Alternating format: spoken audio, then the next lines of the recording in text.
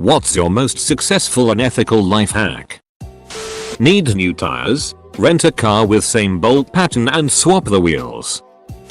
That joke Dave Chappelle had about riding in the car with a white guy and the guy saying, "I'm sorry, I didn't know I wasn't allowed to do that." I've done that in tons of places. I've wandered into restricted areas and zoos and in theme parks. Got caught and was like, "Oopsie, we were looking for the bathroom and we got lost." Most of the time they'll escort you back to the main park area. But sometimes you'll meet someone cool and you get a behind the scenes tour. So long as you know how to chat someone up, make some small talk. Don't come off as a creep or like you deserve to be back there. Most of the time the low level employee will take you the long way back to the park and you get to see some cool stuff. Heck, one time in a zoo I got to feed some giraffes because me and a buddy got caught wandering and this lady was frantic. I asked her what was wrong and she said she's behind schedule getting food to the animals. So we offered to help since we both had restaurant experience dicing vegetables. 20 minutes later we have like 10 bowls of food ready and she let us feed some giraffes carrots and stuff. Edit to add, if you do this at a zoo, do not try to get into the enclosures. Weigh the risk versus the reward. Gonna go to jail? Probs not worth it. Gonna get put on a list that goes out to all the airports? Def's not worth it. Gonna get to feed some cool animals? We'll see.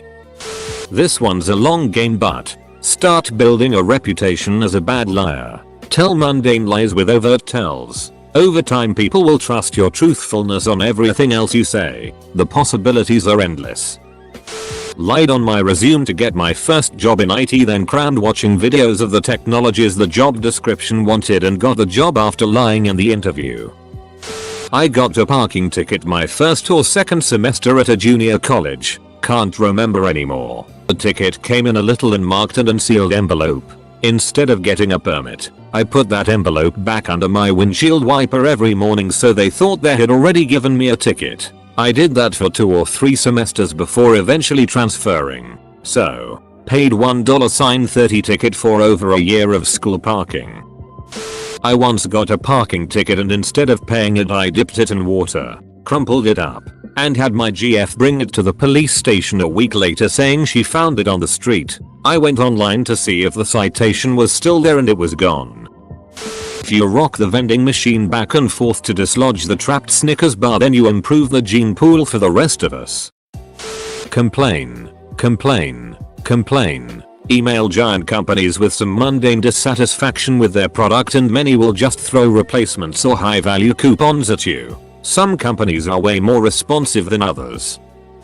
I've kept my room key so I can pool crash the MGM on other trips to Vegas. They don't scan your room key. The attendant just needs to see it.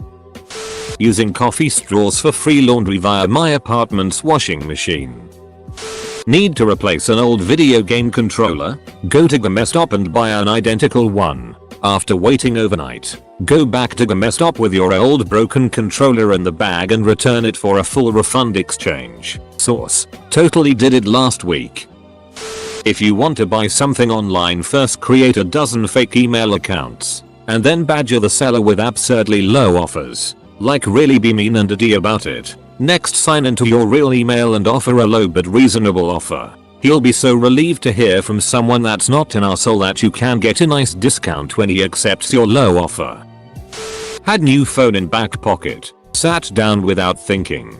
Cracked screen. Next day, received call from provider asking if I was sure I didn't want protection plan. I had declined. I told him he was a good salesman and accepted. Returned phone for new one 2 weeks later. Cancelled protection plan. If you have siblings, blame them for everything. Stuff a wadded up piece of paper into the inside of the change return hole of all the vending machines you see. Come back in a few days to reap your rewards. Defer your federal student loans as long as you possibly can. And when the time comes to pony up or go to jail, get a job with the federal government. You'll pay much less and your loans will be forgiven in 10 years. If you don't want to pay anything back, defer for as long as you can, and then die.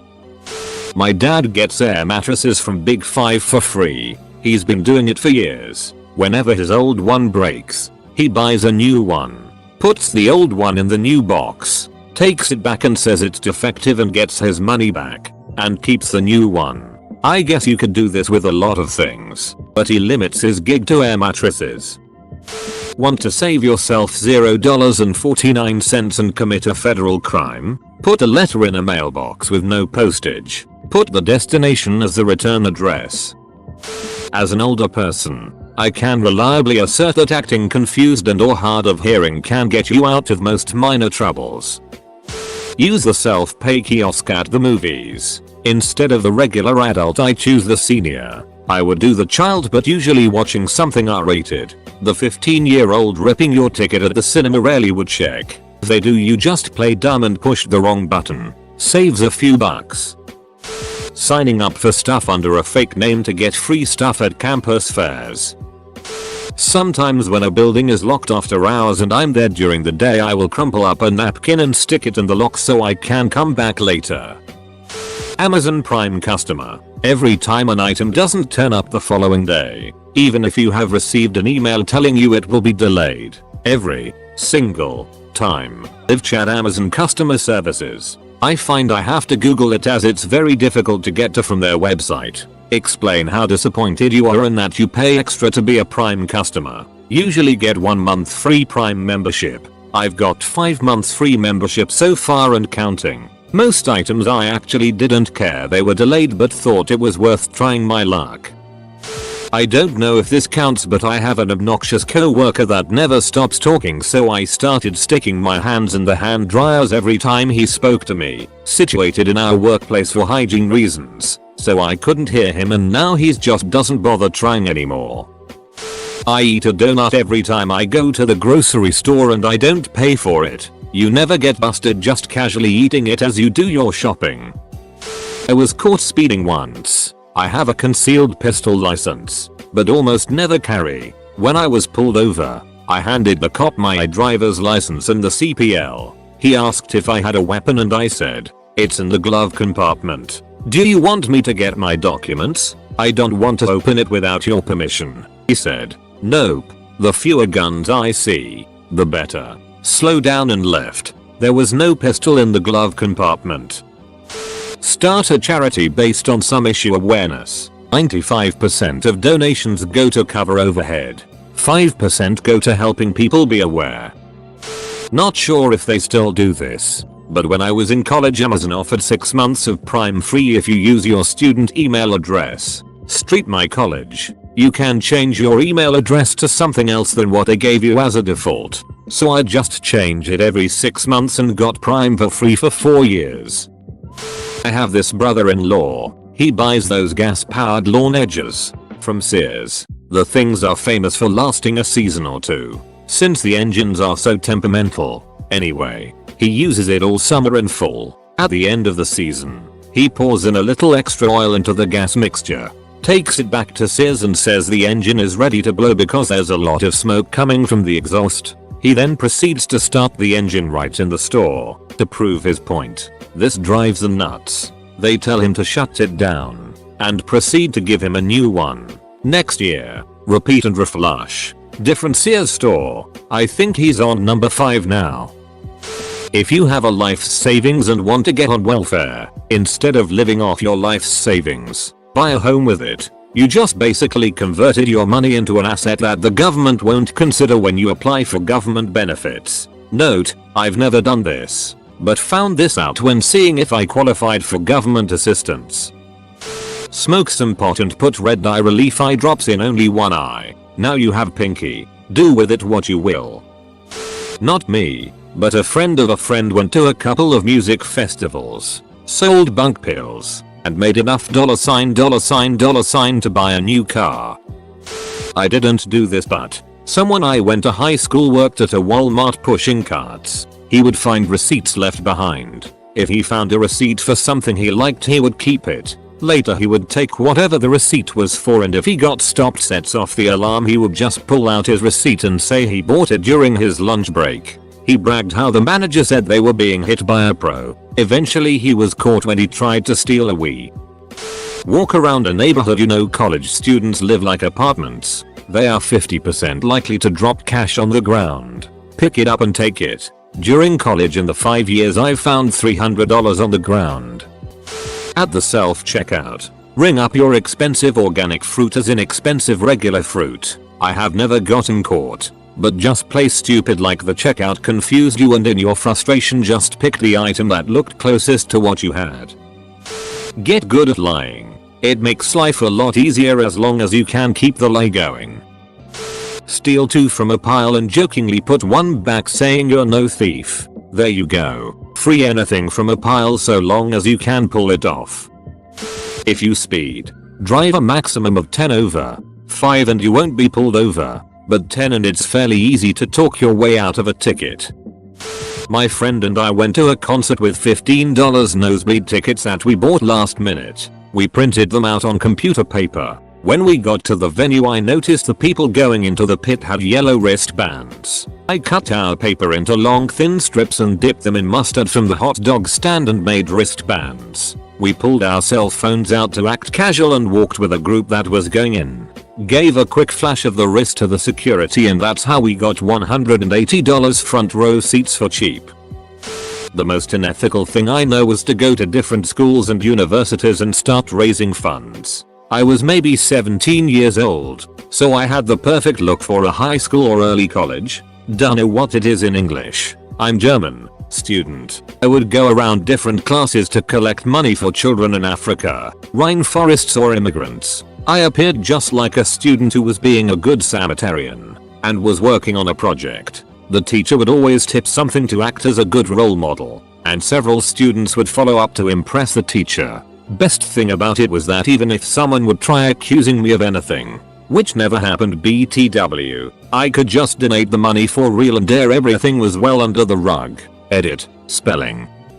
Making quick grilled cheese by turning a toaster on its side. Putting in 2 slices of bread with a slice of cheese on one. Sounds simple, right? I even made sure that the cheese was the right size. Well, Murphy's Law happened and now I have a toaster that looks like Shrek ducked bareback and left his special present inside. Edit. Completely misread post as unsuccessful life hacks. Whoops. We used to do this in high school college to double our beer purchases, but it works worth anything. 2 people go into a big store. This is specifically designed for Walmart, but should work any place with 2 exits, and fill up carts with the exact same things. 2 cases of your brand of beer and a bottle of wine. For example, one person checks out, leaves, then comes in another entrance to pass the receipt off to the second person waiting with the second loaded out cart. They then walk out of another exit and if anyone asks for a receipt, you've got one and it's for the right date, time and products.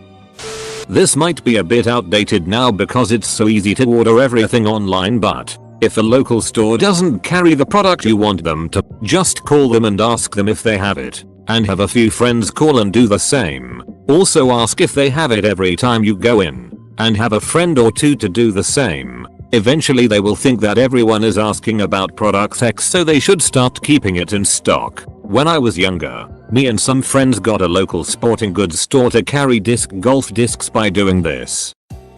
You can scam the Redbox movie vending machine.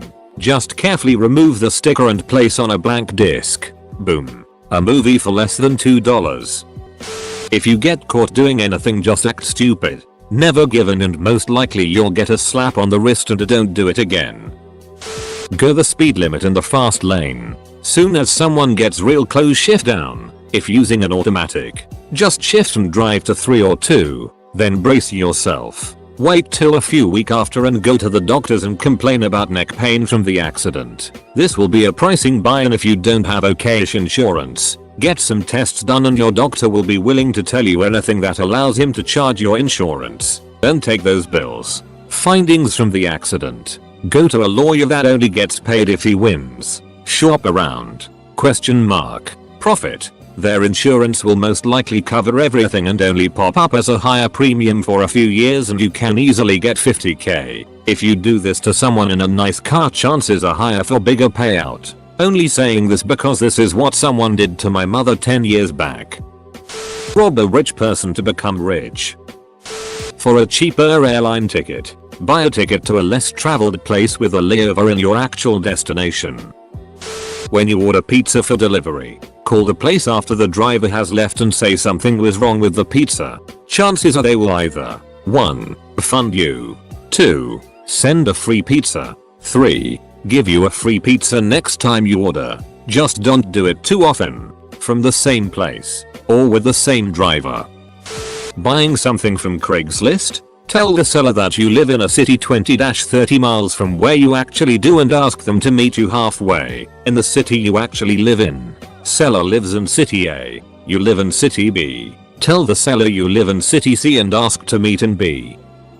If you are creative enough with your responses, you can self-promote while still contributing to the discussion and disguise your true intentions. Evil cackle. I learned this while trying to promote my son's gaming YouTube channel Charlie Brown TV. I would never do that here.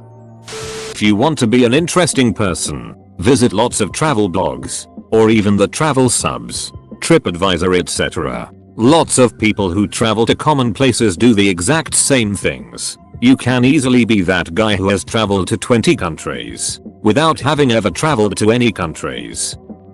Wish if your package doesn't arrive on the exact estimated date, you can request a refund. They will refund your purchase, and if your item still arrives you don't have to return it. They also have a horrible tracking system, so even if you get your package early, when the ETA date rolls around you can say you never received it. Can also work with Amazon sometimes and Etsy.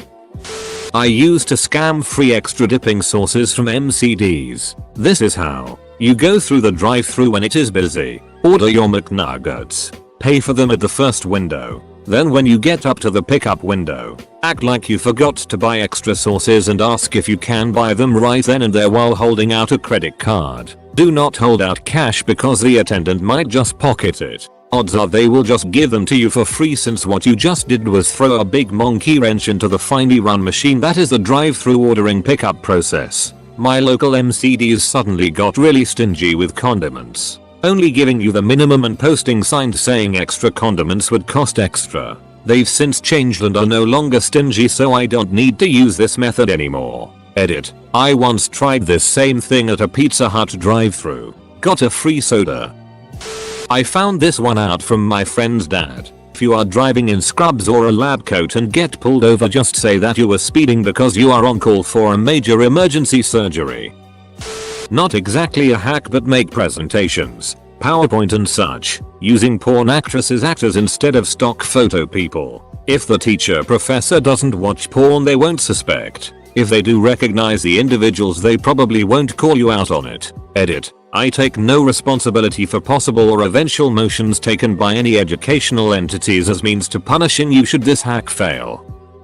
I buy things from other countries from sellers who do not offer a tracked shipment. I get the items and then I wait a couple of weeks. Then I send an email telling them how I still did not receive the items. They usually tell me to just wait. Long distance from there to here. Check your local post office. I thank them for their quick reply and I tell them that I'll gladly wait. I let another couple of weeks pass by, then I repeat. I let another week pass and I tell them that I would just like a refund for the item, since if they haven't arrived by now they are probably lost. Works 95% of the times. I once went to an event that had vehicles parking along a public road. As I was looking for a spot to park I noticed most cars had a parking ticket on the windshield. I found an open spot and thought I'll just pay a ticket if I'm given one. My passenger got out after I parked and walked a couple cars down until he found one with a ticket and removed it and put it under my wiper. After the event that ticket was still there. I just pulled it off and dropped it on the ground. No ticket for me. I used to work at a Subway. We were not allowed to get tips. I knew where the camera could not see and kept a tip cup when I worked. After serving customers I would empty the cup in my pocket and then prime it with $1. Most people would see a single dollar and feel bad, so they would tip $1 or $2. On a good night I cleared $200 on a 6-hour shift.